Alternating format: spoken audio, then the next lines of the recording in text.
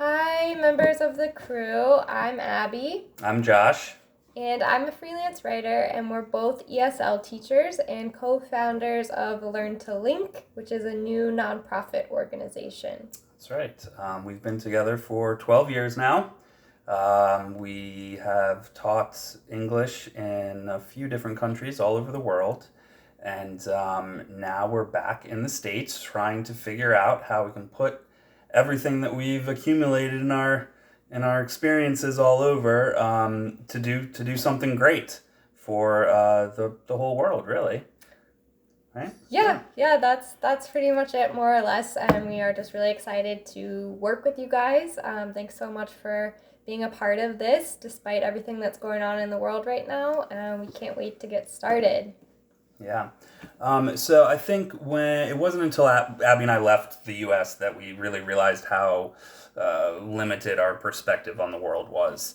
And yeah, that was a huge realization for us, which I think has really just kind of sparked something in the both of us. Yeah, definitely. So I think a lot of it began when we moved to Vietnam to teach English there, and we were there for almost 4 years. But the first year, I was really, really angry all the time and frustrated because there was such a huge cultural difference. There was also a language barrier we were trying to get through. But I just really didn't understand what was happening. I didn't understand people. I didn't understand why people were acting the way they were and doing the things they were doing and saying the things they were saying. And it was unlike anything I had ever grown up with or experienced before. So I was angry a lot. And a lot of that was kind of all because of me. I was doing it to myself. I had never really been taught how to slow down, how to take time to myself, how to listen to myself, how to understand myself and accept myself. So the move to Vietnam really kind of was the beginning of that process for me, and it's something I'm still working to do every day.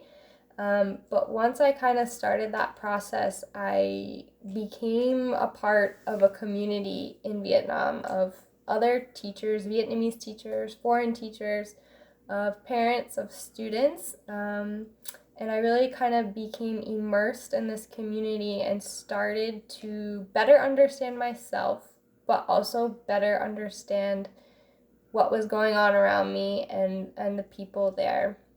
Yeah, I think it took us a while. I think it took us a while, but we finally got to the point where we were able to put all of that stuff kind of behind us, and we had a newfound sense of we're all in this together, this global humanity, instead of just focusing on the differences in our cultures, which I think is kind of a big problem that a lot of the world has today, right? Yeah, so, it took time, as Josh said, but we started to have these human to human experiences with people from all different cultures, all different backgrounds, all over the world. And we kind of got to this point where we saw past all the differences, like Josh said, and realized that as people, we really just we want to have our basic needs met. We want to have food, water, shelter. We don't want to worry about where our next meal is coming from or where we're going to sleep at night. But we also just want to be loved. We want to have people around that listen to us, that understand us. We want to feel like we are part of something bigger than ourselves. And as teachers, we started kind of getting to interact with parents more and more from all over the world. And we kind of realized that parents from everywhere, all kinds of backgrounds, they really just want to provide their children with opportunities to have a better quality of life. Yeah, yeah, and I think for both of us, this realization first came about kind of in the classroom. We both have the opportunity to teach young learners from all over the world, and whether the students are in Asia or somewhere in South America, they're all so similar, and they all have the same desires, and they're all ready to learn, and they're all full of energy and so excited and so happy to be part of a community. And I think that's like something really important to take away. just how similar all these kids are from so many different backgrounds spread across the world. Yeah. Yeah. Yeah, so, as teachers, we were kind of like, all right, like how can we get these life-changing connections, these experiences into the classroom for our students? How can we get them to interact with other students, other people all over the world? And how do we do that regardless of their cultural background or socioeconomic background? How can we do that? And how can we, forget the limitations of travel, physically moving kids from one place to another? Forget that. How can we do that? And it became pretty clear that we could use technology. We could bring technology into the classroom and kind of harness it for learning, but also for this greater global good. And we want to do this now as soon as possible because we're living in this increasingly globalized world, and the world's shrinking. We're becoming more interconnected than ever before, and so we need to give our students these skills to become these global citizens like we have, and we need to do it now.